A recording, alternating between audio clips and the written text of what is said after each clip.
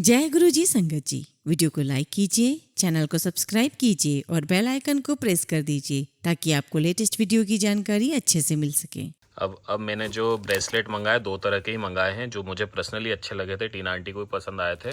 तो एक ये वाला है जिसमें बटरफ्लाई है मल्टी कलर में, और एक ये वाइट मोतियों वाला। जय गुरु जी संगत जी, गुरु जी का अनंतम अनंतम शुक्राना। गुरु जी के श्री चरणों में कोटि कोटि प्रणाम और गुरु जी की प्यारी प्यारी संगत को जय गुरु जी। संगत जी, आज का सत्संग बहुत प्यारा है, बहुत खास है। गुरु जी की प्यारी और पुरानी संगत का सत्संग है। संगत जी, सत्संग बहुत प्यारा है, बहुत प्यारा। अंकल की जर्नी बहुत प्यारी है। संगत जी, अंकल की पूरी फैमिली गुरु जी के पास जाया करती थी और गुरु जी ने उन्हें बहुत ब्लेस किया है। ऐसी ऐसी परेशानियां उनकी दूर की है, उनकी पढ़ाई से लेकर उनकी जॉब से लेकर उनको ड्रीम दर्शन दिए। गुरुजी ने बहुत सारी ऐसी बातों के जवाब दिए जो उनके मन में ही चला करती थी। और संगत जी, आज के सत्संग में आप सुनिएगा कि कैसे अंकल को बड़े मंदिर में सेवा करने का मौका मिला और जो सेवा करने का तरीका था संगत जी अंकल का, वो भी बड़ा अद्भुत था। और आज के सत्संग में भी संगत जी अंकल ने यही बताया है कि गुरुजी जानी जान है, वो हम सब की बातें सुन रहे हैं, हमारे मन में क्या चल रहा है वो सब जानते हैं। इसलिए संगत जी, आपको और हमको गुरुजी से 1 to 1 कनेक्शन बनाना है और जो गुरुजी हमें रास्ता बता के गए हैं, हमें उसी रास्ते पर चलना है। और उसी रास्ते में से एक रास्ता है सत्संग सुनना और सबको सुनाना। और यही कारण है संगत जी कि मैं आपसे हमेशा रिक्वेस्ट करती हूँ कि सत्संग को अंत तक सुने, पूरे भक्ति भाव के साथ सुने, पूरे दिल से सुने। सत्संग को बिल्कुल भी अधूरा ना छोड़े क्योंकि वो हमारी गुरुजी की दी हुई ब्लेसिंग्स हैं। संगत जी, आज के सत्संग में भी आपको बहुत सारी गुरुजी की ब्लेसिंग्स प्राप्त होंगी और कई सारे सवालों के जवाब प्राप्त होंगे। संगत जी, अगर आप भी अपना सत्संग शेयर करना चाहते हैं तो सुंदर लिखावट में हिंदी में ईमेल आईडी और व्हाट्सएप पर शेयर कर सकते हैं, और अगर आप चाहें तो ईमेल आईडी और व्हाट्सएप पे टाइप भी कर सकते हैं। तो चलिए संगत जी, सत्संग शुरू करते हैं। संगत जी, आज हम जिनका सत्संग सुनने जा रहे हैं वो गुरु जी की प्यारी और पुरानी संगत सौरभ जोशी अंकल का सत्संग है। जय गुरु जी, शुक्राना गुरु जी। सारी संगत को जय गुरु जी। गुरु जी को मेरा नमस्कार और सारी संगत को मेरा नमस्कार। Sangat ji, I am very lucky enough that Guru ji have given me the opportunity to share my satsang with all of you. और इसके लिए मैं गुरु जी का जितना भी शुक्राना करूँ उतना ही कम है। शुक्राना मेरे मालिक, लख लख शुक्राना। संगत जी, मैं 1996 में गुरु जी के पास पहली बार गया था और मैं तब संगत जी पहली बार गुरुजी से मिला था। और संगत जी, आज मैं आपको मेरे और मेरी फैमिली के साथ जो भी सत्संग हुए हैं गुरुजी के साथ, मैं वही आपके साथ शेयर करूंगा। तो संगत जी, उस समय मेरे फादर चंडीगढ़ में पोस्टेड थे, मैं चंडीगढ़ में था। और तब संगत जी, मेरे फादर को किसी ने गुरुजी के बारे में बताया था और कहा था कि गुरुजी किसी के घर आ रहे हैं, आप वहाँ आ जाइए। और उस समय संगत जी मेरे फादर अकेले गए थे गुरुजी से मिलने, और जब वो वापस घर लौट कर आए तो उन्होंने हमें सबसे पहले एक ही शब्द बोला कि आज मैं ईश्वर से मिलकर आया हूँ। सबसे बड़ी बात तो ये थी कि फादर के मुंह से ये बात सुनकर हमें बड़ा आश्चर्य हुआ, क्योंकि संगत जी मेरे पापा राधा स्वामी हैं और मुझे लगा कि अगर पापा ये वाली बात बोल रहे हैं तो जरूर उन्होंने कुछ महसूस किया होगा। इसी बीच संगत जी हमें फिर से इनविटेशन आया कि सेक्टर 18 में गुरुजी किसी के घर पर आएंगे तो आप लोग भी वहाँ पर आना। तो संगत जी, उस दिन मैं, मेरे मम्मी पापा, हम लोग तीनों सेक्टर 18 गुरुजी के पास गए। और हम लोग शायद संगत जी उस दिन थोड़ा लेट पहुंचे थे। संगत जी, जैसा कि मैंने वहाँ का माहौल देखा, चंडीगढ़ में जैसे घर होते हैं, बड़ी सी कोठी होती है और बड़ा सा लॉन होता है, तो वहाँ पर गुरुजी अपनी चेयर पर बैठे हुए थे और गुरुजी के आसपास 4-5 ग्रुप में संगत बैठी हुई थी। और तब तक संगत जी लंगर स्टार्ट हो चुका था। और उस टाइम पे संगत जी मेरे फादर ने हम सबको गुरुजी से इंट्रोड्यूस करवाया। उस समय संगत जी मेरी उम्र 18 साल की थी। और संगत जी 18 साल की स्टैंडर्ड एज में जितनी सेंसिबिलिटी होती है उसके हिसाब से मैं गुरुजी को देख रहा था और मुझे गुरुजी का गेटअप बहुत अच्छा लग रहा था। मैं देख रहा था कि कैसे गुरुजी देख रहे हैं, वहाँ का फ्री माहौल मुझे बहुत अच्छा लग रहा था। सभी लोग गुरुजी के पास बैठे हुए थे, बातें हो रही थी। और वैसे भी संगत जी, मुझे किसी भी धार्मिक जगह पर बंदिशों वाला माहौल पसंद नहीं है, और जहाँ भी ऐसा माहौल होता है मैं दोबारा वहाँ नहीं जाता। संगत जी, हमारा इंट्रोडक्शन होने के बाद हम लोग लंगर करने बैठे और फिर लंगर करने के बाद हमने गुरुजी से इजाजत ली और हम लोग घर आ गए। संगत जी, जैसे मैं अपने घर के गेट पर पहुंचा, मुझे ऐसा आभास हुआ कि कोई मेरे ऑरा में एंटर कर रहा है, कोई मेरे ऑरा में इंटरफियर कर रहा है और मुझे पीछे से देख रहा है। तभी संगत जी मैंने अपने लेफ्ट शोल्डर की तरफ से पीछे मुड़ कर देखा तो मैं देखता हूँ कि गुरुजी मुझे देख रहे हैं। और जैसे ही हमारी नजरें मिली, गुरुजी ने स्माइल किया और मैंने भी स्माइल किया। और संगत जी, मैंने स्माइल करते करते अपने मन में कहा कि मुझे पता है कि आप क्या करने की कोशिश कर रहे हो। और संगत जी, गुरुजी की स्माइल में जवाब आ रहा था कि मैं तुझे बता रहा हूँ कि मैं क्या करने की कोशिश कर रहा हूँ। और जैसा कि संगत जी हम सभी सुनते हैं कि गुरुजी को हमारे अगले पिछले न जाने कितने जन्मों का पता है, तो जब गुरुजी ने मेरे ऑरा में एंटर किया तो मुझे कुछ ऐसी ही फीलिंग हो रही थी। तब संगत जी गुरुजी सेक्टर 33 में रहते थे और वहाँ पर रोज शाम को संगत होती थी। और संगत जी हमने भी वहाँ जाना शुरू कर दिया था। संगत जी वहाँ पर 6:30-7 बजे संगत आ जाया करती थी और सभी वहाँ बैठते थे और शब्द गुरबानी वहाँ चला करती थी। और संगत जी मेरा ये हाल था कि आज भी संगत जी पूरे सत्संग में मेरा बैठना बड़ा मुश्किल हो जाता है, खासकर संगत जी शब्द गुरबानी में। और संगत जी तब तो और ज्यादा मुश्किल हो जाती है जब कोई शब्द बहुत स्लो टेम्पो वाला होता है। और मैं अपने मन में बोलता था कि गुरुजी अरे आपने ये वाला चला दिया, ये तो 20 मिनट चलेगा। और संगत जी मैं मन में सोचता था कि बाप रे ये तो बहुत स्लो है, मैं कैसे बैठूंगा, मैं कैसे सुनूंगा। और संगत जी वही पास में किचन था जहाँ पर चाय का अरेंजमेंट होता था, ग्लास साफ होते थे और वहीं से चाय प्रसाद बनकर आती थी। तो संगत जी मेरा ध्यान पूरे टाइम उस किचन में रहता था। और संगत जी मैं बैठा बैठा सोचता था कि किचन का काम बहुत अच्छा है, यहाँ पे ग्लास साफ करने पड़ते हैं तो ये काम तो मुझसे हो जाएगा और वहाँ पे ज्यादा देर बैठना भी नहीं पड़ेगा। लेकिन संगत जी मुझे बचपन से ना सुनने की आदत नहीं थी, तो मेरे मन में आया कि अगर किसी ने मुझे ना बोल दिया तो मुझे बहुत बुरा लगेगा। और संगत जी फिर गुरुजी महाराज की मेहर हुई मुझ पर। बाय चांस ऐसा हुआ संगत जी कि जो संगत अंकल किचन में ग्लास धोते थे वो वहाँ नहीं थे, तो मुझे बोला गया कि चलो तुम गिलास धो। संगत जी मुझे तो बड़ा अच्छा लगा, मैंने सोचा कि चलो अब तो मुझे गिलास धोने को मिल गए हैं, तो बस संगत जी रोज आना, मत्था टेकना और सीधे किचन में जाकर के ग्लास साफ करना शुरू कर देना। और संगत जी किचन में ग्लास धोते धोते मुझे लगा कि जो पीछे चाय बन रही है ना, ये चाय सबसे बड़ी सेवा है। मुझे लगा कि ये तो इससे भी बड़ी सेवा है। अब मुझे लगा कि चाय कैसे बनती है। और संगत जी आपको तो पता है कि कोई सेवादार अगर कोई सेवा पकड़ ले तो छोड़ते ही नहीं है। अब मुझे लगा कि अब ये कैसे होगा, मैं किसको कहूँ। अब संगत जी हुआ है कि जो अंकल चाय प्रसाद बनाते थे उनकी कोई जॉब लगी या कोई ट्रेनिंग आ गई तो 4-5 महीने के लिए चले गए। और तभी कोई संगत जी सेवादार अंकल आए और कहने लगे कि गुरुजी ने चाय मंगवाई है, तुम्हें चाय बनाना आती है? मैंने कहा हाँ आती है। तो कहने लगे कि चलो जल्दी से चाय बना कर दो। संगत जी मैंने फटाफट चाय बनाना शुरू कर दी। अब संगत जी मैं बहुत दिनों तक चाय बनाता रहा, लेकिन कुछ दिनों के बाद मुझे लगा कि नहीं, ये जो बाहर चाय प्रसाद बट रहा है, जो चाय प्रसाद बांटने की सेवा है, ये सेवा तो इस चाय को बनाने से भी उत्तम सेवा है। और संगत जी मैंने अपने मन में कहा कि मुझे तो ये भी करनी चाहिए, लेकिन कैसे करूं, करी कैसे जाए, समझ में नहीं आ रहा था। और तब संगत जी फिर से गुरुजी ने चक्कर चलाया, मैंने चाय बनाई भी और चाय लेकर भी मैं ही गया। अब संगत जी ये रूटीन बन गया, ये गुरुजी के दरबार में आओ, मत्था टेको, किचन में जाके ग्लास धो, चाय बनाओ और चाय प्रसाद देने बाहर भी आओ। इसी बीच संगत जी मेरे फादर के एक फ्रेंड थे जो कि पंजाब में एक पटवारी थे। संगत जी जब वो मेरे पापा से मिले तब गुरुजी के बारे में बातें शुरू हो गई। और संगत जी वो जो अंकल थे वो शिव जी के बहुत बड़े भक्त थे, तो उन्होंने मेरे पापा से कहा कि भाई मुझे भी लेकर जाओ गुरुजी के पास। संगत जी वो अंकल मेरे पापा के साथ गुरुजी के दर्शन करने गए। मेरे पापा ने अंकल को गुरुजी से इंट्रोड्यूस करवाया, अंकल ने मत्था टेका और वो भी संगत में जाकर के बैठ गए। और संगत जी वहाँ जाके उन्होंने अपना ध्यान लगाया। और जब लंगर की बारी आई तो लंगर जो था संगत जी वो घर के पीछे वाले लॉन में होता था। और जब वो अंकल लंगर के लिए मेरे फादर के साथ जा रहे थे तो वो मेरे पापा से कहने लगे कि जोशी साहब तुसी ना इस गुरु ना कभी ना छड़ना। तो संगत जी मेरे पापा ने उनसे पूछा कि आप ऐसा क्यों बोल रहे हो? तो वो कहने लगे कि जब मैं मत्था टेक कर संगत में अपना ध्यान लगाकर बैठा था तब मैंने देखा कि गुरुजी हर एक संगत के साथ अलग अलग बैठे हुए हैं। और संगत जी इस बात से ये भाव स्पष्ट होता है कि जब हम 1-on-1 कनेक्शन की बात सुनते हैं तो हमें यही समझ में आया कि गुरुजी का हर एक संगत के साथ 1-to-1 रिलेशन है। और उसी शाम को संगत जी जब सत्संग हो गया तो कड़ा प्रसाद आ जाता है और सारी संगत लाइन बनाकर खड़ी हो जाती है और गुरुजी अपने हाथों से सबको कड़ा प्रसाद देते थे। और संगत जी ये भी फैक्ट है कि गुरुजी के हाथ से दिया गया कड़ा प्रसाद, टॉफी प्रसाद या बर्फी प्रसाद या कोई भी प्रसाद हमारे दोनों हाथों में तो कभी नहीं समाया। और संगत जी वो दोनों हाथों में लिया गया प्रसाद पहले हम मुंह से खत्म करते थे और जब वो प्रसाद थोड़ा कम हो जाता था तब हम उसे हाथ से खाया करते थे। और मेरी सभी संगत से रिक्वेस्ट है कि आपको जब कभी भी गुरुजी का प्रसाद लेने का मौका मिले तो आपको वो प्रसाद अपने बेयर हैंड्स में लेना है और अगर बाद में जरूरत पड़े तो आप टिश्यू ले सकते हैं। और संगत जी ऐसा नहीं है कि ये मैं आपको कह रहा हूँ, ऐसा गुरुजी दरबार में अपनी संगत को कहा करते थे। तो संगत जी उस समय एक फैमिली की ड्यूटी हुआ करती थी कि वो कड़ा प्रसाद अपने घर से बनाकर लेकर आएंगे। और कभी कभार संगत जी गुरुजी कभी किसी और फैमिली को भी बोल दिया करते थे कि जो अगला सत्संग है या 2 दिन बाद वाला जो सत्संग है उसमें आप कड़ा प्रसाद अपने घर से बनाकर लेकर आओगे। और संगत जी वो एक अपॉर्चुनिटी हमें भी मिली। और जब संगत जी किसी स्पेशल फैमिली को गुरुजी कड़ा प्रसाद लाने के लिए बोला करते थे तो संगत जी वहाँ पर एक अंकल होते थे जिनकी ड्यूटी होती थी कि वो अंकल उस फैमिली के घर जाएंगे, कड़ा प्रसाद बनाने में हेल्प करेंगे, क्योंकि संगत जी उस कड़ा प्रसाद की क्वांटिटी बहुत ज्यादा होती है। तो संगत जी फैमिली की मदद करने के लिए वो अंकल आया करते थे। तो संगत जी वो अंकल हमारे घर आ गए, बड़ा चूल्हा आ गया, बड़ी कढ़ाई आ गई, शुगर ज्यादा क्वांटिटी में आ गई, शक्कर ज्यादा क्वांटिटी में आ गई, घी आ गया। और जब कड़ा प्रसाद बनाना शुरू किया तो ऑफकोर्स संगत जी गुरुजी के बारे में बातें शुरू हो गई। और संगत जी गुरुजी की बातें करते करते मुझे इस बात का अंदाजा नहीं था कि क्या कॉम्बिनेशंस होते हैं, हलवे में क्या क्या चीजें कैसे कैसे कितने प्रोपोर्शन में मिक्स करते हैं। अब संगत जी अंकल जब बात कर रहे थे गुरुजी के बारे में तो संगत जी बात करते करते अंकल ने कढ़ाई में सूजी डाली और सूजी डालने के बाद उन्हें देसी घी डालना था, लेकिन देसी घी की जगह पे संगत जी अंकल ने पानी डाल दिया। अब संगत जी जब पानी डल गया तो सारे लोग कहने लगे कि अरे ये क्या हो गया, पानी डल गया तो सब खराब हो गया। तभी कहने लगे कि अच्छा अब ये कर लो वो कर लो।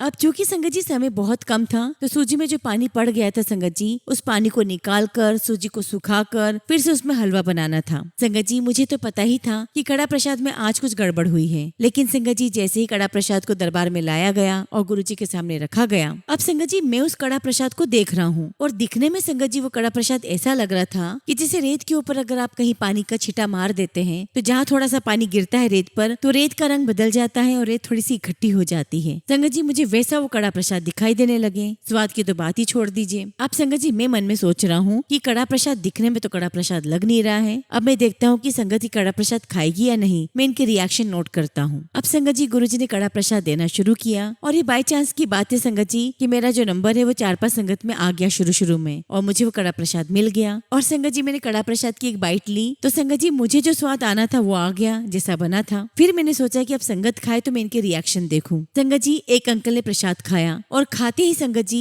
मेरे फादर साहब सामने ही थे। वो उनके पास गए और कहने लगे जोशी साहब क्या प्रसाद बना है, ये तो बड़ा ही स्वाद है। अब संगत जी अंकल का रिएक्शन देखकर मुझे बड़ा आश्चर्य हुआ। मैंने दोबारा से अपना कड़ा प्रसाद खाया लेकिन मुझे वही स्वाद आ रहा था जो कि गड़बड़ हुई थी। फिर मैंने सोचा कि चलो मैं और रिएक्शन देखता हूँ। तभी संगत जी आंटी ने कड़ा प्रसाद खाया और कड़ा प्रसाद खाते ही वो मेरी मम्मी के पास चली गई और कहने लगी जोशी आंटी कड़ा प्रसाद इतना स्वाद बना कि देखो गुरुजी भी खा रहे हैं। और संगत जी मैंने नोट किया कि गुरुजी उस कड़ा प्रसाद का लड्डू बना बना करके खा रहे हैं। ऐसा नहीं संगत जी की गुरुजी प्रसाद नहीं खाते थे, लेकिन ऐसा बहुत रेयर होता था कि गुरुजी प्रसाद खाते थे। और संगत जी आज तक मुझे इस बात के लिए डाउट है कि उस कड़ा प्रसाद का स्वाद मेरे लिए अलग था और संगत के लिए अलग था। इससे संगत जी एक बात तो मुझे और क्लियर हो गई है कि संगत जी गुरुजी के सत्संग में आप जैसा मर्जी प्रसाद चाहे, चाय प्रसाद, समोसा प्रसाद या फिर लंगर प्रसाद, आप चाहे घर में अपने हाथों से बना लो या किसी 5 स्टार होटल से मंगवा लो, संगत जी उसमें स्वाद वही पड़ेगा जो उस दिन का गुरुजी ने डिसाइड किया है। और एक बार तो और संगत जी मैं आपसे कहना चाहूंगा कि आप जब भी अपने घर में सत्संग रख रहे हैं उसके अंदर आप जो भी अरेंजमेंट कर रहे हैं, चाहे वो फ्लावर अरेंजमेंट हो, डेकोरेशन अरेंजमेंट हो या लंगर अरेंजमेंट हो, संगत जी मेरी रिक्वेस्ट आपसे यही है कि उस अरेंजमेंट को यही ध्यान में रखकर करें कि जो संगत सत्संग में उस दिन आपके घर पर आ रही है उनकी हिम्मत गुरुजी को अपने घर बुलाने की हिम्मत बननी चाहिए, ना कि आपका अरेंजमेंट देखकर उनकी हिम्मत टूटनी चाहिए। तो संगत जी सत्संग ऐसा रखो ताकि वो सत्संग सबको एनकरेज कर सके कि वो सब भी अपने घर पे सत्संग रखें और गुरुजी को इनवाइट कर सके। संगत जी जब गुरुजी चंडीगढ़ में थे तब बड़ा मंदिर अंडर कंस्ट्रक्शन था और जब भी कोई गुरुजी को ये कहता कि गुरुजी हम दिल्ली जा रहे हैं, गुरुजी उनसे जरूर कहते कि मेरा मंदिर जरूर देख कर आना। संगत जी मेरी स्कूलिंग 91 से 96 तक दिल्ली में रही है और मेरे फ्रेंड्स दिल्ली में ज्यादा है। और संगत जी मेरे मन में यही बात थी कि मैं भी जब दिल्ली जाऊंगा, दोस्तों से मिलूंगा तो मैं गुरुजी को बोलकर जाऊंगा और मैं भी बड़ा मंदिर देख कर आऊंगा। अब संगत जी ऐसे ही मेरा एक दिन प्लान बना दिल्ली जाने का, तो मैं गुरुजी के पास गया। मैंने कहा कि मैं गुरुजी से परमिशन ले लेता हूँ और मैंने कहा कि गुरुजी मैं दिल्ली जा रहा हूँ तो मैं बड़ा मंदिर देखाऊं। तो गुरुजी मुझे कहते कि ना इकट्ठा चलांगे। और संगत जी 96-97 की बात है। अब संगत जी मैं सोचूं कि जो पूछता नहीं है गुरुजी उसको कह रहे हैं कि बड़ा मंदिर देखाना, और मैं पूछ रहा हूँ गुरुजी से कि गुरुजी मैं मंदिर देख कर आऊँ, तो गुरुजी कह रहे हैं कि नहीं इकट्ठे जाएंगे। अब संगत जी मैं दिल्ली तो गया लेकिन बड़े मंदिर नहीं गया, मैं दिल्ली घूम के वापस घर आ गया। अब संगत जी इसका सत्संग मैं आपको आगे बताऊंगा। संगत जी 12th पास करने के बाद मैंने इंजीनियरिंग में एडमिशन लिया और इंजीनियरिंग बहुत टफ थी। संगत जी मुझे टेक्निकली उसमें बहुत दिक्कत आ रही थी। संगत जी मेरे लिए वो इंजीनियरिंग इतनी डिफिकल्ट थी कि मैं स्ट्रेस में आ गया था और मेरे स्ट्रेस लेवल की हद ये थी संगत जी कि मैं नींद में सपने में रो रहा होता था, लेकिन जब मेरी आंख खुलती तो मेरी आंखें गीली होती थी। और संगत जी इंजीनियरिंग की किताबों में मुझे सिर्फ इंग्लिश समझ में आती थी, उसके पीछे की इंजीनियरिंग मुझे बिल्कुल भी समझ में नहीं आती थी। और संगत जी यहाँ मैं आप सभी को एक बात डिस्क्लोज करना चाहता हूँ। संगत जी मैं पूरी दुनिया में एकमात्र ऐसा इंजीनियर हूँ जिसने अपने गुरुजी की ब्लेसिंग से, अपने गुरुजी के आशीर्वाद से अपनी इंजीनियरिंग थ्योरी बेसिस पे कंप्लीट की है। संगत जी मैंने कभी भी न्यूमेरिकल पार्ट अटेम्प्ट नहीं किया है और जो न्यूमेरिकल्स में अटेम्प्ट करता था वो बहुत सिंपल और बेसिक होते थे। मैंने अपनी पूरी इंजीनियरिंग थ्योरी के बेसिस पे कंप्लीट की है। तो संगत जी वो पेपर था इलेक्ट्रिकल मशीन्स का, उसमें हम different type of machines, AC motor, DC motor, इन सब की वर्किंग मॉडल, डायग्राम्स और न्यूमेरिकल्स होते थे। अब मुझे लगा संगत जी की इतने न्यूमेरिकल्स तो मुझसे होंगे नहीं, तो संगत जी मैं मशीन के diagrams and how they work में ये रट्टा मार के चला गया। अब संगत जी जब मैं एग्जाम में पेपर देने बैठा तो जो मैं रट्टा मार के आया था संगत जी वही मशीन्स, वही उसके वर्किंग पूछे हुए थे, कोई न्यूमेरिकल पार्ट नहीं था। और संगत जी पेपर देखकर मैं इतना एक्साइटेड हो गया कि एक्साइटमेंट में मैं सारी चीजें भूल गया। अब संगत जी मुझे इतना तो पता चल रहा था कि मैं जिस मशीन का डायग्राम बना रहा हूँ मैं उसकी वर्किंग बिल्कुल गलत लिख रहा हूँ। संगत जी एग्जाम खत्म हुई, मैं घर पहुंचा और घर पहुंचकर संगत जी मैं कैलकुलेट करने लगा कि मुझे कितने मार्क्स आएंगे। और संगत जी पास होने के लिए 21 मार्क्स चाहिए थे। और संगत जी जी सारी कैलकुलेशन करके मैं इस नतीजे पर पहुंचा कि मेरे 21 मार्क्स बन रहे हैं। लेकिन संगत जी मुझे उसी वक्त थॉट आया कि जिस हिसाब से मैं अपने पेपर में कैलकुलेट कर रहा हूँ, जरूरी नहीं है कि जो एग्जामिनर है वो भी सेम बेंच मार्क के हिसाब से मेरे मार्क्स को कैलकुलेट करे। हो सकता है वो मुझे 18 दे दे। हालांकि संगत जी गुरुजी के पास रोज आना होता था, गुरुजी के पास रोज बैठना भी होता था, पर इतनी हिम्मत नहीं होती थी कि हम गुरुजी से कुछ पूछ लें। संगत जी मैं शाम को गुरुजी के दरबार गया, मैंने गुरुजी को मत्था टेका और जैसे मैंने मत्था टेका गुरुजी थोड़े से आगे आए तो मुझे थोड़ी सी हिम्मत मिली और मैंने गुरुजी से कहा कि गुरुजी मैं 21 मार्क्स का करके आया हूँ और 21 मार्क्स ही पासिंग है। और संगत जी इतना कहकर मैं वहाँ से भाग गया। और संगत जी जब रिजल्ट आउट हुआ तो मेरे एग्जैक्टली 21 मार्क्स थे। संगत जी इंजीनियरिंग के 2 साल के बाद मुझे लगा कि मेरी लाइफ के 2 साल वेस्ट हो गए हैं। मैं अपनी लाइफ से 2 साल माइनस कर देता हूँ और मैं कुछ आर्ट्स वगैरह ले लेता हूँ जो मुझे आती है, मुझसे इंजीनियरिंग तो नहीं होगी। संगत जी दिल्ली जाने के 2-3 महीने पहले हम रात के 11:30 बजे गुरुजी के पास थे और उनसे इजाजत ले रहे थे। संगत जी मैं जैसे एग्जिट गेट के पास पहुंचा, मुझे पीछे से आवाज आई, इंजीनियर साहब। संगत जी मैंने पीछे मुड़कर देखा तो एक आंटी बैठे थे और वो कहने लगी कि आपको गुरुजी बुला रहे हैं। संगत जी मैं गुरुजी के पास गया, मत्था टेका और मैंने कहा हाँ जी गुरुजी। तो गुरुजी मुझे कहते हैं इंजीनियर बनेगा। संगत जी गुरुजी के आशीर्वाद देने के बाद मेरा ये हाल था कि मेरे पहले 2 साल की एवरेज परसेंटेज आती थी 42 से 52%, लेकिन गुरुजी के आशीर्वाद देने के बाद से संगत जी मेरे हर बार एवरेज परसेंटेज 70 से 72 आने लग गए। और संगत जी गुरुजी महाराज की ब्लेसिंग्स ही थी कि मैं 4 साल के इस टाइम पीरियड में मैं अपनी पूरी इंजीनियरिंग कंप्लीट कर पाया। उसके बाद संगत जी गुरुजी दिल्ली चले गए और मैंने भी इंजीनियरिंग करने के बाद दिल्ली से MBA किया और मैं तब भी गुरुजी के पास जाता रहा। लेकिन उससे पहले संगत जी 1997 में गुरुजी दिल्ली शिफ्ट हो गए थे और तब तक मेरी इंजीनियरिंग चल रही थी। संगत जी मैं अपने दिल्ली वाले फ्रेंड्स के साथ गुरुजी के एम्पायर स्टेट में बैठा हुआ था। अब संगत जी तभी गुरुजी अपनी गद्दी से उठते हैं और संगत के बीच में जाकर के रैंडमली किसी संगत को उठा करके कहते हैं चलो उठो, चलो चलिए। और ऐसे करते करते संगत जी वो मेरे पास भी आए और मुझे भी कहा कि चलो उठो चलिए। संगत जी मैं उठा और मैंने कहा कि हाँ जी गुरुजी कितने जाना है? तो गुरुजी मुझसे पूछते हैं मंदिर नहीं देखना? मैंने कहा हाँ जी गुरुजी देखना है। संगत जी उस समय करीब 30 या 40 संगत होगी जिसे गुरुजी अपने साथ बड़े मंदिर ले गए। संगत जी हम लोग बड़े मंदिर रात के 10:30 बजे पहुंचे और गुरुजी ने मंदिर का एक एक कोना, एक एक जगह, एक एक रूम ऐसे दिखाई जैसे कि कोई बच्चा अपना टॉय रूम दिखाता है। और गुरुजी बताते जा रहे थे यहाँ पे मैं रेस्ट करूंगा, ये अलमारी यहाँ होगी, यहाँ पे लंगर हॉल है, नीचे लंगर होगा। और फिर संगत जी आप लोगों ने सभी ने बड़े मंदिर में जो पीछे फाउंटेन देखी है, तो संगत जी उस फाउंटेन के पीछे एक पंप हाउस है, केव टाइप। तो गुरुजी ने उसके अंदर ले जाकर हमें बताया कि जब मैं यहाँ पर अकेला आऊंगा तो मैं यहाँ बैठकर ध्यान लगाऊंगा। और हम सब पीछे पीछे गुरुजी के कहते जा रहे थे हाँ जी गुरुजी, हाँ जी गुरुजी। और उस टाइम पे संगत जी मैंने गुरुजी से एक सवाल किया था, गुरुजी हूं ना आप पे इथे रहना है? और संगत जी उसका जवाब जो गुरुजी ने दिया था वो मुझे कभी याद ही नहीं रहता। और संगत जी मैं गुरुजी से रिक्वेस्ट करता हूँ कि जो भी सत्संग मेरे साथ हुए हैं वो बिल्कुल मेरे मुंह से ऑथेंटिक निकले, मेरे मुंह से वही बात निकले जो मेरे साथ हुआ था। अब मैं आपको बताता हूँ संगत जी कि गुरुजी ने वो सारा मंदिर दिखाया और आज जहाँ पे गुरुजी की समाधि है वहाँ पर पहले ग्रीन लॉन था, एक छोटा सा ग्रीन पैच था। और संगत जी गुरुजी ने हम सभी संगत को वहाँ बिठाकर एक कोक, मट्ठी और प्रसाद दिया था। अब संगत जी मुझे कभी भी वो मिठाई याद नहीं आती कि वो मिठाई कौन सी थी। और मैं जब भी सत्संग करता हूँ तो मैं यही कहता हूँ कि कोई मीठी चीज थी। और तभी संगत जी एक दिन जब मैं सत्संग कर रहा था, एक अंकल आए, उन्होंने मुझे कहा कि अंकल उस रात जो मिठाई थी वो थी बर्फी। और मैं जानता हूँ कि गुरुजी ने मुझसे कितने किलो मिठाई मंगवाई थी और जितने किलो गुरुजी ने मिठाई मंगवाई थी उतने ही किलो उस हलवाई के पास थी। तो संगत जी उस दिन हम लोगों ने वहाँ पर बैठकर लंगर किया और फिर गुरुजी ने हमें इजाजत दे दी और हम सब अपने अपने घर आ गए। और संगत जी एक बात और ध्यान देने वाली ये है कि गुरुजी का कहा हुआ 100% होता है। ये बात और है संगत जी कि हमें आज पता चले, कल पता चले, साल भर बाद पता चले, लेकिन वो होता जरूर है, चाहे फिर वो हमें अगले जन्म ही क्यों ना पता चले। और उसके पीछे जो डीप कारण होता है संगत जी वो जानी जान गुरुजी हैं। अब आप सोचोगे संगत जी कि मंदिर में लाए, मंदिर दिखाया, मंदिर के लॉन में बिठा करके लंगर करवाया और बात खत्म। नहीं संगत जी, यहाँ पर बात खत्म नहीं हुई। संगत जी जब कोविड आया 2021 में तो हम घर पर बैठकर ही रात में सत्संग सुना करते थे और यूट्यूब पर बहुत सत्संग आए थे। उनमें से एक सत्संग संगत जी मेरी आंटी का था, वो दिल्ली की थी और जहाँ गुरुजी दिल्ली में जहाँ जहाँ जाते थे वो उनके साथ रहती थी। तो संगत जी 2020 में उन्होंने एक सत्संग सुनाया था और उसमें उन्होंने बताया था कि गुरुजी ने खुद कहा है ये जो ग्रीन पेच है इस मंदिर में ये सबसे पावरफुल पीस ऑफ लैंड है, क्योंकि यहाँ पर सबसे ज्यादा साधु संतों ने, ऋषि मुनियों ने तप किया है। और देखिए संगत जी आपके गुरु ने 30-40 की संगत में आपको इस लायक समझा कि गुरुजी ने आपको अपने साथ लिया, वहाँ ले गए और उस मंदिर में गुरुजी कहीं पर भी बिठा करके लंगर करवा सकते थे, लेकिन गुरुजी ने उस जमीन पर बिठाया, उस भूमि पर बिठाया जहाँ पर इतनी शक्ति है, जहाँ पे इतने संतों की शक्ति है। गुरुजी ने हमें इस लायक समझा और इस बात का पता संगत जी हमें 2020 में पता चला, जो कि काफी सालों बाद हमें इस बात का पता चला। चला। एक बार की बात है संगत जी, मैं चंडीगढ़ में था। मैं गुरुजी के दरबार में गया और मैंने मत्था टेका। उस समय संगत जी मेरे फादर और एक अंकल गुरुजी के चरण सेवा कर रहे थे और तब गुरुजी ने मुझे कुछ ऐसी बात कही जो मुझे लगा कि ये बात तो कल ही हो जाएगी और मुझे ऐसा लगा कि संगत जी अगर ये बात हो गई तो मुझे दूर जाना पड़ेगा। और संगत जी मेरा ऐसा बिल्कुल भी नहीं था कि मुझे गुरुजी से दूर जाना है या घर से दूर जाना है। और संगत जी मैंने गुरुजी से कुछ कहा और तब मुझे लगा कि बात मेरे जुबान पर आई और फिर बाद में मुझे रियलाइज हुआ कि मैंने गुरुजी से क्या कह दिया। संगत जी मैंने गुरुजी से कहा कि गुरुजी भेजो जितने मर्जी, रखियो अपने कोली। गुरुजी आपको जहाँ मर्जी हो वहाँ मुझे आप भेज देना, लेकिन अपने पास ही रखना। तब संगत जी वहाँ जो अंकल गुरुजी की सेवा कर रहे थे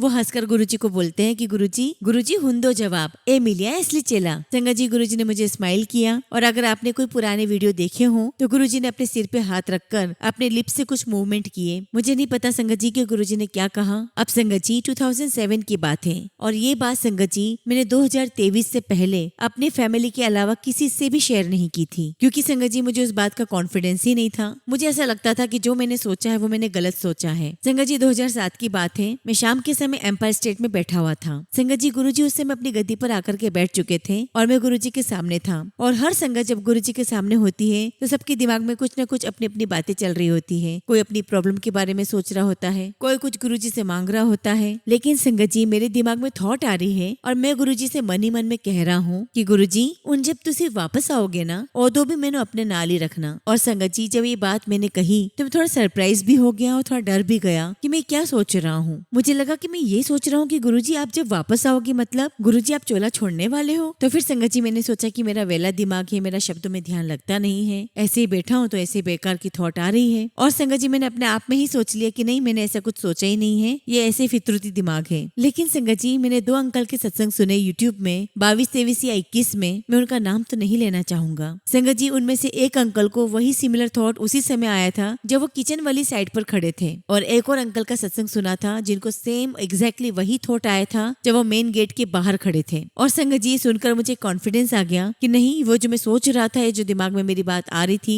वो मैं गलत नहीं सोच रहा था, वो मुझे सही थॉट आ रहा था। संगत जी बात खत्म हो गई जब मैं अप्रैल में वहाँ बैठा हुआ था। संगत जी बात वहाँ खत्म हो गई। फिर संगत जी 31 तारीख की बात आती है। मैं अपने क्लाइंट के पास जा रहा था कनॉट प्लेस और जब संगत जी में एम्स का फ्लाईओवर नेगोशिएट कर रहा था उसी समय संगत जी मुझे चंडीगढ़ से एक संगत का फोन आता है। संगत जी जहाँ तक मुझे याद है वो संगत मुझे जानते हैं, लेकिन मुझे ये भी अच्छे से याद है संगत जी कि उस दिन के पहले और उस दिन के बाद कभी उनका फिर फोन नहीं आया। संगत जी उनसे बात हुई तो उन्होंने मुझसे पूछा कि कहाँ पर हो, तो मैंने कहा कि मैं दिल्ली में हूँ। तो अंकल ने फिर पूछा कि कहाँ जा रहे हो, तो मैंने उनसे कहा कि मैं सीपी ऑफिस जा रहा हूँ। तो फिर अंकल कहने लगे कि सुन गुरुजी की तबीयत ठीक नहीं है। तो मैंने कहा कि मुझे तो नहीं पता है, मैं 2 हफ्ते से गुरुजी के पास नहीं गया हूँ। तो वो मुझसे कहने लगे कि अच्छा एक काम करो एम्स जाओ। वो एम्स में गए हैं। और जैसे ही संगत जी अंकल ने मुझे बोला मुझे लगा कि कुछ तो काम गड़बड़ हो गया है और संगत जी मैं एम्स की फ्लाईओवर पे ही था। संगत जी मैं एम्स पहुंच गया और वहां जाकर मुझे पता चला कि क्या हुआ और फिर सीधे संगत जी हम मंदिर गए। और संगत जी अगले दिन जब सारे रिचुअल्स करने थे फैमिली को तो सभी लोगों को बाहर कर दिया गया और तब संगत जी मेन हॉल का डोर बंद हो रहा था। संगत जी दरवाजे पर गुरुजी के गाँव से कोई थे, उन्होंने मुझे देखा, मेरा हाथ पकड़ा और मुझे अंदर खींच लिया और इसकी वजह से संगत जी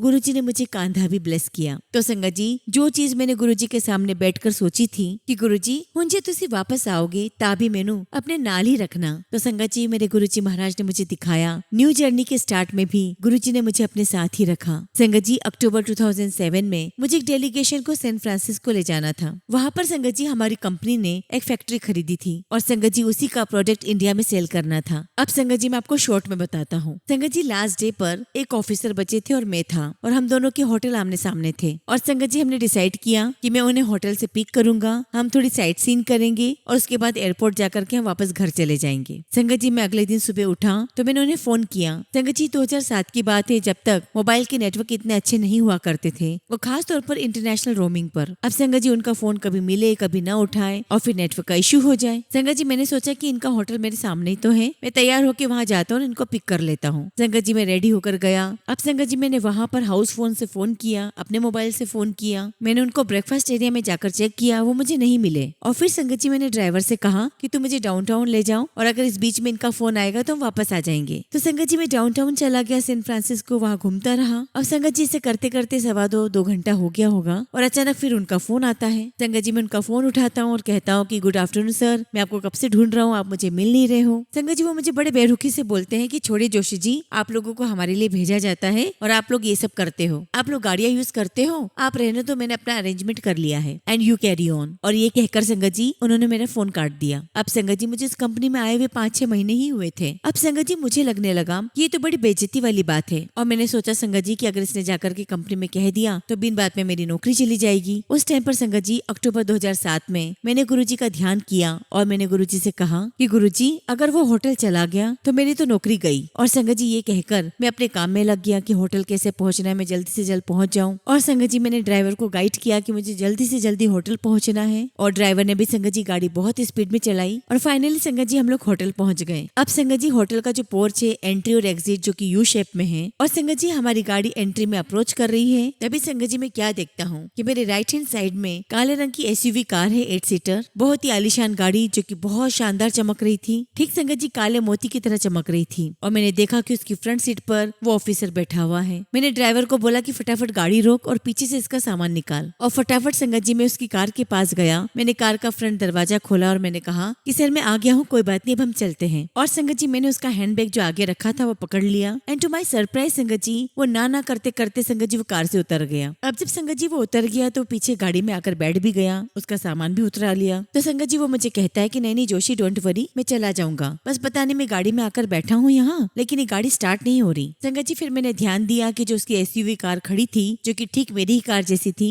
उसका बोनेट खुला हुआ था और उसका ड्राइवर बाहर किसी से फोन पर बात करके उसकी प्रॉब्लम को समझने की कोशिश कर रहा था, और संगत जी उसकी गाड़ी स्टार्ट नहीं हो रही थी। और संगत जी जो हमारे गुरुजी है ना, अभी उन्होंने अपना पूरा 100% नहीं किया है, अभी तो वो अभी 100% करेंगे। आप बहुत ध्यान से सुनना संगत जी, ये मैं आपको अपनी आप बीती सुना रहा हूँ। तो संगत जी जैसे मैं उसको अपनी गाड़ी में बिठाकर एग्जिट कर रहा हूँ, यू टर्न ले रहा हूँ, तो संगत जी वो मुझे कहता है कि सौरभ जी पता नहीं क्या हुआ, ये गाड़ी मैंने अभी अभी मंगवाई है लेकिन ये बंद है। लेकिन इससे पहले मैंने एक वेंडर को और बोला था सुबह गाड़ी भेजने के लिए, उसने सुबह से गाड़ी भेजी हुई है, वो भी ये खड़ी हुई है, वो भी स्टार्ट नहीं हो रही, इसलिए मैंने ये वाली गाड़ी दूसरी मंगवा ली। संगत जी सेम वही गाड़ी 8 सीटर गाड़ी काले रंग की, वो भी वहाँ खड़ी है, उसका भी बोनेट खुला हुआ है और वो भी गाड़ी संगत जी बंद है। संगत जी मैंने अपने गुरु को सिर्फ 3 सेकंड के लिए याद किया था कि गुरुजी अगर ये होटल चला गया तो मेरी नौकरी तो गई। तो संगत जी गुरुजी ने वो दोनों गाड़ियां वहाँ बंद कर दी। जब तक मैं वहाँ पहुंचा नहीं वो गाड़ी नहीं चली, और जब मैं वहाँ पहुंचा तो वो मेरे साथ बैठा और मेरे साथ ही गया। संगत जी ये है हमारे गुरुजी जो हमारे मन की एक एक बात को सुनते हैं। और संगत जी जैसा कि मैंने आपको बताया है कि मैं 96 में पहली बार गया था, और जो मेरा पहला सत्संग है संगत जी वो 2023 14 फेब को हुआ है। तो संगत जी जब गुरुजी की मर्जी और कृपा होनी है वो तभी होगी, आप अपनी मर्जी से कुछ नहीं कर सकते। ऐसा तो नहीं था संगत जी कि मेरे पास सत्संग नहीं थे, सत्संग थे संगत जी, लेकिन टाइम और प्लेस गुरुजी ने डिसाइड किया। संगत जी मैंने आपको सारी बहुत बढ़िया बातें बताई, अब मैं आपको ये बताऊंगा कि गलतियां कैसे होती है। संगत जी अभी मैं सफदरजंग में रहता था और मेरी नई नई शादी हुई थी। एक दिन गुरुजी ने मुझे रैंडमली कहा कि सफदरजंग दी संगत लेकर आ। अब संगत जी मैं ऐसा हूँ कि मुझे अपने साथ वाले से बात करने में भी 5-6 साल लग जाते हैं, और तब तक संगत जी मैं शिफ्ट होने लग जाता हूँ। संगत जी घर आकर मैंने अपनी आंटी को बताया कि आज गुरुजी ने ये बोल दिया है, गुरुजी ने बोल दिया और मैंने सुन लिया है। अब मैं तो किसी के पास जाने से रहा, कोई अगर मुझे उल्टा सीधा कह देगा तो मेरा तो दिमाग खराब हो जाएगा। मैंने कहा कि मुझसे तो किसी के पास जाकर ना नहीं सुनी जाएगी। तो संगत जी वो कृपा जो मेरे हिस्से की थी जो मैंने नहीं करी, और आज जो दिल्ली में रहते हैं या सफदरजंग में जो रहते हैं वो इस बात की गवाह है संगत जी कि घर घर में संगत है और कितने ही घरों में गुरुजी के मंदिर हैं। फिर संगत जी गुरुजी ने एक बार मुझे कहा कि तू अपने चंडीगढ़ वाले दोस्त लेकर आ। अब संगत जी ये तो उससे भी बड़ा चैलेंज था। अब मैंने सोचा कि ये जो मेरे दोस्त हैं जिनका लाइफ स्टाइल मुझे पता है कि क्या है, अगर मैंने इनको बोल दिया कि ऐसे ऐसे गुरुजी है वहाँ जाना है तो सब लोग मुझे चलती गाड़ी से धक्का दे देंगे। और संगत जी मैंने वो भी नहीं किया। हालांकि संगत जी मैं 1-2 दोस्तों को गुरुजी के पास लेकर आया। संगत जी जिस दोस्त से मुझे सबसे ज्यादा डर लगता था कि जब मैं उसे बताऊंगा गुरुजी के बारे में तो वो सबसे ज्यादा मुझे मारेगा पीटेगा, संगत जी 1 साल पहले उसी के घर में गुरुजी का सत्संग था। तो संगत जी गुरुजी की प्लानिंग बहुत तगड़ी होती है, उसमें आपको पार्ट प्ले करने की ब्लेसिंग्स का मौका मिलता है जो संगत जी कई बार आप उसे चूक जाते हो और कई बार उसको इनकैश कर लेते हो। अब संगत जी मैं आपको अपने 1-2 ड्रीम वाले सत्संग भी सुनाता हूँ। संगत जी जब चंडीगढ़ होते थे तब गौरव अंकल और उनकी सिस्टर भी वहाँ होती थी और हम सारे आपस में बातचीत करना, खेलना, सेवा इकट्ठे करनी। और उस टाइम पे संगत जी बॉर्डर मूवी आई थी और हम 8-10 बच्चे गुरुजी से परमिशन लेकर उनकी आज्ञा लेकर बॉर्डर मूवी देखने गए थे। तो जब संगत जी मेरी छोटी सिस्टर की शादी हुई और जब मैं चंडीगढ़ आया तब मुझे संगत जी मेरे फादर से पता चला कि गुरुजी की नीस की शादी हुई है। अब संगत जी मुझे मन ही मन में लगा, मैंने कहा कि गुरुजी इतना साथ हम रहे हैं तो गुरुजी मुझे तो पता ही नहीं चला, ना कोई मैसेज आया ना कुछ और शादी हो गई। पता होता तो जाकर मिलकर आते, विशेष देकर आते। संगत जी सारी बातें मेरे मन में थी, मैंने किसी को कुछ नहीं बोला। और तब संगत जी मुझे एक ड्रीम आता है है। मैं देखता हूँ संगत जी की एक बहुत बड़ा शादी का पांडाल लगा हुआ है और मैं देखता हूँ कि शादी तो हो चुकी है। और संगत जी मैंने देखा कि डुगरी में जहाँ घर है वहाँ उसके पीछे संगत जी ईंटों का फ्लोर है जो कि उल्टी करके बनाई गई है। मैंने देखा कि गुरुजी वहाँ पर खड़े हुए हैं और शादी के लिए जो टेबल लगती है संगत जी खाना खाने के लिए, वहाँ पर 4-5 टेबल रखी हुई है। और संगत जी उनके ऊपर जो शादी वाली डोरी होती है मिठाई वाली, उस डोरी के अंदर संगत जी थैलियों में मिठाइयाँ बंधी हुई है और संगत जी वो सारी मिठाइयाँ सफेद रंग की है। और संगत जी मैं मिठाइयों को देख रहा हूँ और गुरुजी से पूछ रहा हूँ कि गुरुजी आ की है? तो गुरुजी कह रहे हैं व्याधी मिठाई है, लेंदा जाई, शादी की मिठाई है, लेकर जाना। तो संगत जी जो शिकायत मुझे गुरुजी से थी, गुरुजी ने वो ड्रीम में दिखा करके मेरी उस शिकायत को भी दूर कर दिया। संगत जी मेरी लाइफ में ऐसे अनगिनत सत्संग है जहाँ मैं गुरुजी से कुछ कहता हूँ तो गुरुजी पल भर में मेरी उस बात को पूरा कर देते हैं। मैं शिकायत करता हूँ तो मेरी शिकायत को दूर कर देते हैं और अगर मैं कंफ्यूज होता हूँ तो मेरा कंफ्यूजन दूर कर देते हैं। संगत जी गुरुजी का दिल बहुत बहुत विशाल है, बहुत विशाल है। बस हमें गुरुजी को सिर्फ प्यार देना है और जो गुरुजी ने बताया है उसी रास्ते पर चलना है। संगत जी मेरी लाइफ में ऐसा कोई पल नहीं जहाँ गुरुजी का सत्संग ना हो। संगत जी मेरी पूरी लाइफ तो गुरुजी का ही सत्संग है और संगत जी गुरुजी की कृपा मेरे मम्मी पापा के साथ साथ मेरे पूरे परिवार पर है और मैं जितना भी शुक्राना करूँ गुरुजी का उतना ही कम है। मैं मेरे मालिक का जितना भी गुणगान करूँ संगत जी उतना ही कम है। और इसी के साथ संगत जी मैं अपने सत्संग को विराम देता हूँ। जय गुरु जी, शुक्राना गुरु जी। संगत जी अगला सत्संग हम मंजू गुप्ता आंटी का सुनेंगे और आंटी ने अपना सत्संग हमें ईमेल के थ्रू सेंड किया है। जय गुरु जी, शुक्राना गुरु जी, सारी संगत को जय गुरु जी। संगत जी जो अरदास मैंने अपने आखिरी सत्संग में लगाई थी, जल्दी ही गुरु जी ने मेरी अरदास सुन ली है, मगर वो संगत जी जब कंप्लीट हो जाएगी अप्रैल में तो मैं फिर से गुरु जी का शुक्राना करूंगी। संगत जी ये मेरा दूसरा शुक्राना सत्संग है, कुछ भी गलती हो जाए तो प्लीज मुझे क्षमा करिएगा। संगत जी आजकल मैं जापान में करीब 2 महीने से हूँ। अचानक मेरी कुछ तबीयत खराब रहने लगी है और बहुत एंग्जाइटी भी होने लगी है। ऐसा लगा संगत जी जैसे कुछ बीपी से रिलेटेड इशू है, क्योंकि संगत जी मेरी पल्स बहुत ज्यादा आ रही थी। संगत जी जैसा आप सभी जानते हैं कि आउट ऑफ कंट्री अगर आपको कुछ हो जाता है तो आपको बहुत मुश्किल आ जाती है, मगर फिर भी संगत जी मैं अपने फैमिली मेंबर्स के साथ हॉस्पिटल गई और चेकअप करवाया। अब यहाँ देखिए संगत जी गुरु जी की ब्लेसिंग्स कि जब मैं वेटिंग एरिया में अपने टर्न का वेट कर रही थी तो गुरु जी से यही प्रार्थना कर रही थी कि गुरु जी मुझे बीपी का इशू नहीं हो, वरना मुझे बहुत प्रॉब्लम हो जाएगी और पूरे इलाज में बहुत टाइम भी लग जाएगा। और गुरु जी मुझे 27 फरवरी को फिर से कनाडा जाना है। और संगत जी मैं कंटिन्यूस गुरु जी का मंत्र जाप करती रही और ये हुआ कि जैसे ही डॉक्टर ने बीपी चेक किया इट वॉज नॉर्मल। जय गुरु जी, शुक्राना गुरु जी, लख लख शुक्राना गुरु जी। संगत जी अक्सर जब आपकी पल्स हाई हो तो कॉमनली उसे बीपी से रिलेट कर लिया जाता है, लेकिन संगत जी गुरु जी ने ऐसा नहीं होने दिया। डॉक्टर ने ECG किया, एक्सरे किया, मगर गुरु जी की कृपा से सब कुछ नॉर्मल आया। संगत जी कुछ टाइम तक तो डॉक्टर को समझ ही नहीं आया कि क्या करें, मगर फिर मुझे कुछ मेडिसिन प्रिस्क्राइब की जस्ट फॉर एंग्जाइटी और मैं घर आ गई। Thank you so much Guru ji, thank you so much, लख लख शुक्राना गुरु जी, आपका लख लख शुक्राना। टीना आंटी आपका भी शुक्राना जो इतने अच्छे सत्संग सुनाते हो। मैं आपके सत्संग इंडिया में ही नहीं बाहर रहकर भी रेगुलर सुनती हूँ। संगत जी इसी के साथ मैं अपने सत्संग को विराम देती हूँ। जय गुरु जी, शुक्राना गुरु जी। जय गुरु जी। संगत जी मैं अमित शर्मा, इस चैनल का एडमिन। संगत जी कुछ दिनों से मेरे मैसेजेस नहीं आपको प्राप्त हो रहे थे ब्लेसिंग्स के रिगार्डिंग।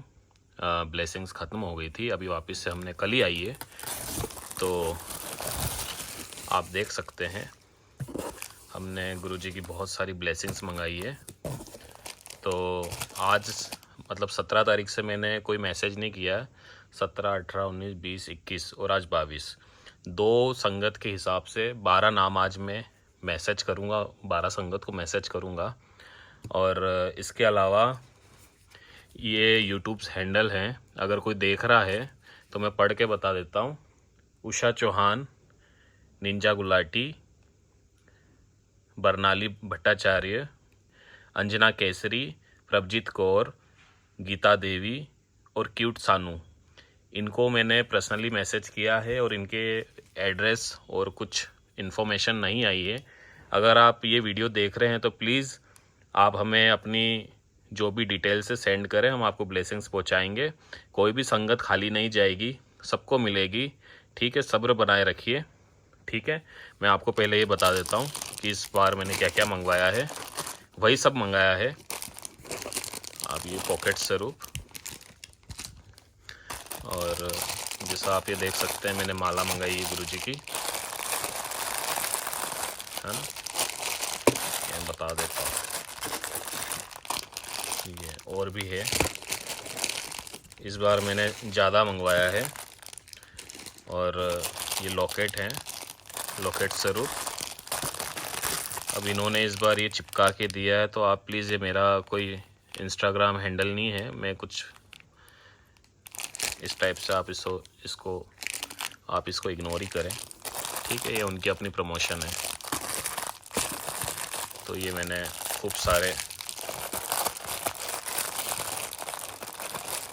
लॉकेट स्वरूप मंगाए हैं, एक में 12 आते हैं। और ये मैंने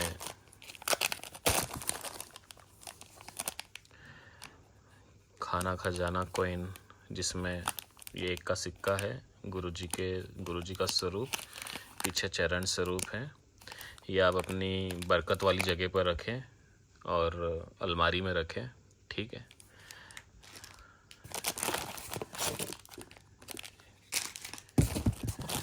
ये भी रुद्राक्ष वाला ब्रेसलेट है। ये गुरुजी की की चेन है और ये स्टिकर्स हैं कार वाले, ठीक है। आपका जो भी 2 व्हीलर 4 व्हीलर है, एक में ब्लेसिंग ऑलवेज है, पूरा साइन गुरुजी का जो सिग्नेचर है, और एक में ये स्टिकर है।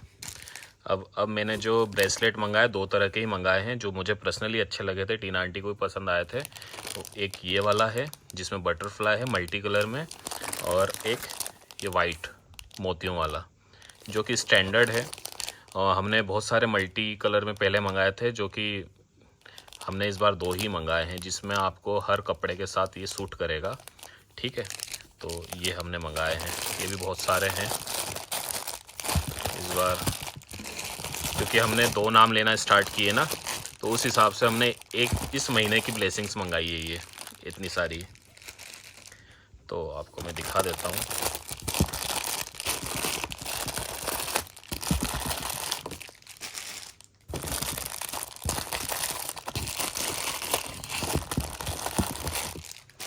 ये गुरुजी की माला स्वरूप है, ब्लेसिंग्स।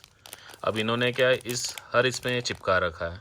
ये हमारा इंस्टाग्राम नहीं है, हम नहीं प्रमोट कर रहे हैं, ये वहीं से आया है। देखो सब में चिपका हुआ आया, तो आप इसे इग्नोर ही करें। ये गुरुजी की ब्लेसिंग्स आप देख रहे हैं, ये